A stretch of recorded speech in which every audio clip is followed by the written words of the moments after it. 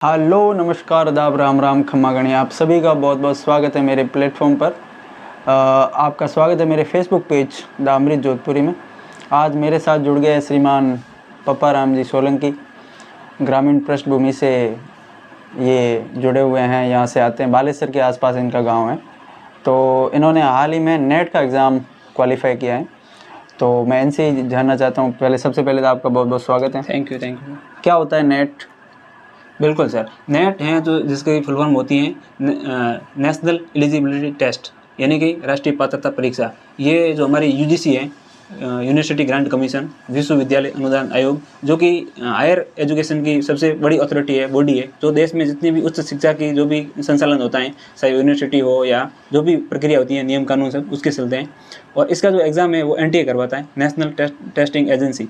तो वो जो है इस एग्ज़ाम को कंडक्ट करवाता है। और नेट का एग्ज़ाम जो है ऑनलाइन हुआ, अभी जून में जो एग्ज़ाम हुआ था उसका पेपर जो रद्द हो गया था, उसके बाद जो है इसको वापस एक तरीके से ऑनलाइन करवाया गया, क्योंकि उस समय ऑफलाइन में पेपर आउट होने की जो संभावना थी।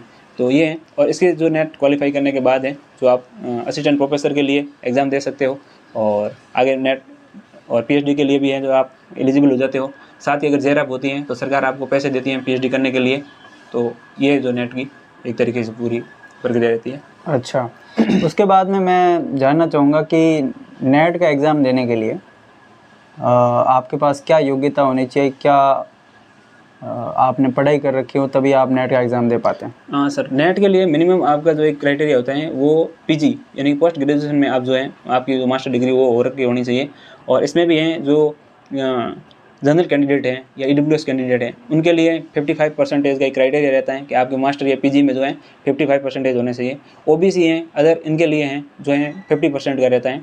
और एसटी एससी के लिए भी इससे कम ही मतलब कैटेगरी का एक वो रेशियो रहता है। एक सवाल और रहेगा, क्या नेट का एग्ज़ाम आप किसी भी स्ट्रीम से दे सकते हैं? सभी के लिए होता है या कुछ चुनिंदा सब विषय हैं जिसमें आप नेट कर सकते हैं? नहीं, बिल्कुल लाना सही है। एक्चुअल में क्या है, यूजीसी जो एग्जाम करवाती है वो 82 सब्जेक्ट के आसपास करवाती है। इस बार शायद 2 सब्जेक्ट और बढ़ा दिए, 84 के आसपास हो गए। तो 80+ सब्जेक्ट में जो है यूजीसी एनटीए का जो नेट का एग्जाम होता है। जबकि साइंस स्ट्रीम के लिए ये ह्यूमैनिटी के लिए हो जाता है। साइंस के लिए है जो वो CSIR नेट होता है, वो भी एनटीए करवाता है, यूजीसी करवाता है। उसका मतलब थोड़ा टर्म अलग रहता है, वो साइंस के जो कैंडिडेट्स होते हैं उनके लिए होता है। एक चीज़ और बता दें कि आपने मैंने सुना है कि आप जॉब भी करते हैं साथ में। तो इसके अंदर जॉब के साथ साथ क्या चैलेंजेस रहते हैं कि आप अपना वहाँ भी समय निकालते हैं? आपका मतलब एक्टिव टाइम होता है जो कि जैसे सुबह 9 बजे का आपका ऑफिस टाइम होगा, आई थिंक 9 से लेके 5 या 6 बजे तक। तो उसके बाद में आप कैसे समय निकाल पाते हैं? कैसे आपका समय प्रबंधन रहता है कि उस प्रकार से आप अपनी तैयारी को और बूस्ट कर पाए? तो वो बताइए थोड़ा। जी सर, एक्चुअल में क्या है कि मैं जिस कंपनी में जॉब कर रहा हूँ वो एक एजुटेक कंपनी है, एजुकेशन फील्ड से रिलेटेड कंपनी है। तो मेरा जो वहाँ सब्जेक्ट में एज ए कंटेंट राइटर काम करता हूँ, तो यूजीसी नेट में जो आपका सेकंड पेपर सब्जेक्ट होता है तो वो मेरे वहाँ कवर हो जाता है, क्योंकि मैं दिन भर वहीं पेपर सेट बनाता हूँ और प्रीवियस ईयर के नोट्स वगैरह वहाँ सब चलता रहता है। तो वहाँ एक तरीके से रिसर्च चलती है सब्जेक्ट पे, तो सब्जेक्ट तो मेरा वहाँ ठीक ठाक है और वहाँ हो जाता है। अब रही बात सेकंड पेपर की, मतलब फर्स्ट पेपर जो कि जीके का है, तो जीके के लिए जो है मैं घर पर आके, मतलब इसको रिसर्च का पेपर भी कहते हैं एक तरीके से, तो वो उसके कुछ पोर्शंस हैं। तो उसके लिए मैं कुछ यूट्यूब के आजकल बहुत सारे ऑप्शंस हैं, तो वहाँ से हेल्प ले सकता हूँ। कुछ मैराथन क्लासेस ले ली, कुछ PDF, कुछ मेरी बुक्स वगैरह हैं। KVS मदान करके एक बुक आती है यूजीसी नेट फर्स्ट पेपर के लिए, बहुत ही जानी मानी बुक है, तो वो भी कुछ मैं देख लेता हूँ। तो ये था। और साथ में तो सेकंड पेपर सब्जेक्ट का वहाँ हो जाता था, और फर्स्ट पेपर जो है मैं घर पे देखता था। उसमें भी सुबह मॉर्निंग में एक आध क्लास देख ली थी। ऑफिस का टाइम है जो 9 से 6 PM तक का रहता था, तो ऑफिस टाइम में तो मेरे पास उतना ही एक लिमिटेड टाइम था, तो मैं सिर्फ सब्जेक्ट का ही वहाँ पढ़ता था। सब्जेक्ट मुझे यहाँ आके ज़्यादा नहीं देखना पड़ा था।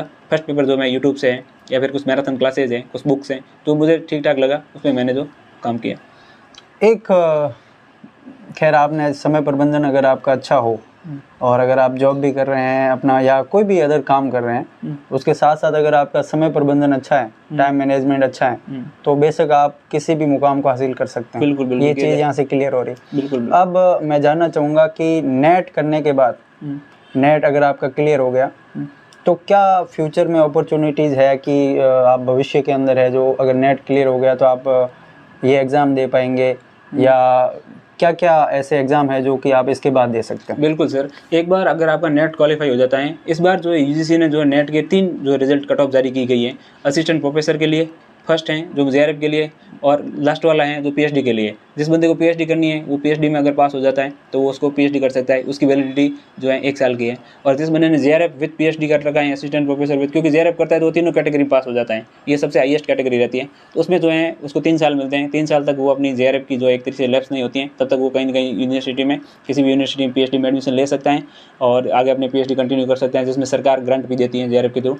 और 20 की जो कैटेगरी होती है वो assistant professor plus PhD admission. इसमें आपके पास नेट की जो है लाइफ टाइम एक तरीके से वैलिडिटी रहती है, और कहीं आप 1 साल के लिए PhD में भी एडमिशन ले सकते हो। तो PhD वाला तो आपके 1 साल के लिए लगेगा, लेकिन नेट का है जो लाइफ टाइम वो रहती है आपकी वैलिडिटी। साथ में ही नेट क्वालिफाई होने के बाद आप किसी भी राज्य या सरकार, केंद्र सरकारी, राज्य सरकार के यूनिवर्सिटीज़ में असिस्टेंट प्रोफेसर का एग्जाम होता है, उसके लिए एलिजिबल हो जाते हैं। साथ ही आपका नेट क्वालिफाई है तो आप कह सकते हैं एक सब्जेक्ट में आपको अच्छा खासा नॉलेज है, ये हम कह सकते हैं। तो कहीं भी आप एज ए कंटेंट राइटर काम करते हो तो नॉर्मली एक आपके मिनिमम रिक्वायरमेंट रहती है कि उस सब्जेक्ट के अंदर PG विथ आपका नेट है, तो आपके एक वो रहता है कि हाँ ठीक है, बंदे को कुछ नॉलेज है अपने सब्जेक्ट का, तो एज ए कंटेंट राइटर कहीं काम कर सकते हो, खुद का अपना कहीं पढ़ा सकते हो, प्राइवेट यूनिवर्सिटी में, प्राइवेट कॉलेज में है जो आप एज ए असिस्टेंट प्रोफेसर आप पढ़ा सकते हो। तो ये इतनी सारी बहुत सारी अपॉर्चुनिटी तो रहती है नेट से।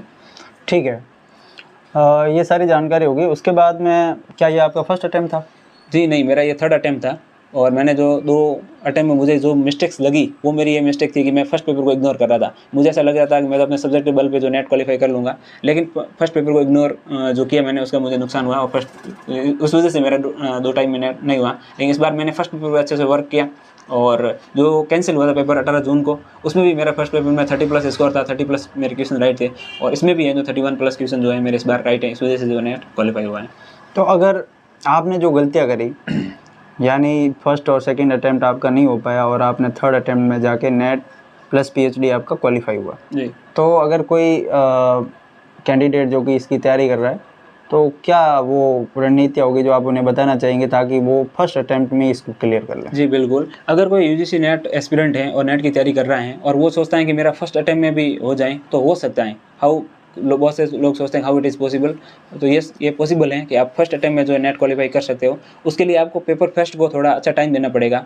बहुत से ऐसे कैंडिडेट होते हैं, तो अब तो यूनिवर्सिटी ने जो है UG फर्स्ट ईयर वालों को भी इसमें एलिजिबल कर दिया है, तो आप PG फर्स्ट ईयर में हो तो भी है जो आप नेट उसी समय आपका सब्जेक्ट पे तो आप थोड़ा थोड़ा वर्क करना शुरू कर दीजिए, और साथ में फर्स्ट पेपर को अच्छे से अगर पढ़ो, उसी समय तैयारी करो, तो जो है आपका PG होगा जब तक मेरे हिसाब से नेट या JRF भी आप क्वालिफाई कर सकते हो। क्योंकि फर्स्ट पेपर है जो थोड़ा अलग रहता है। सब्जेक्ट में तो आप शुरू में UG PG में 12th में भी वो सब्जेक्ट कहीं कहीं पढ़ते आ रहे हो, तो सब्जेक्ट के प्रति आप एक थोड़ा बहुत नॉलेज रखते हो, आपकी वो क्यूरियोसिटी जो कैसा सब रहती हैं। लेकिन फर्स्ट पेपर एक अलग चीज़ हो जाती है, रिसर्च वगैरह देख लेते हैं हम उसमें, और जैसे उसमें थोड़े DI वगैरह आता है, मैथ्स के भी क्वेश्चन आते हैं, और पीपल एनवायरनमेंट के भी क्वेश्चन आते हैं, एक ये भी टॉपिक हैं। तो ये जो कुछ अलग चीज़ें होती, उसके लिए आपको थोड़ी अलग रणनीति बना के, अगर आप अभी जैसे नेट अगला जो एग्ज़ाम होने वाला है वो जनवरी या फरवरी तक हो जाएगा, दिसंबर वाला, यानी कि दिसंबर 2024 का जो एग्ज़ाम होगा वो थोड़ा लेट होगा, क्योंकि ये इसका रिजल्ट आने में प्रक्रिया में टाइम लग गया, तो जनवरी तक या फरवरी तक वो एग्ज़ाम होगा। तो अभी आप जो है 100 डेज़ की एक रणनीति बना के, स्ट्रेटजी बना के उसको फॉलो कर सकते हो।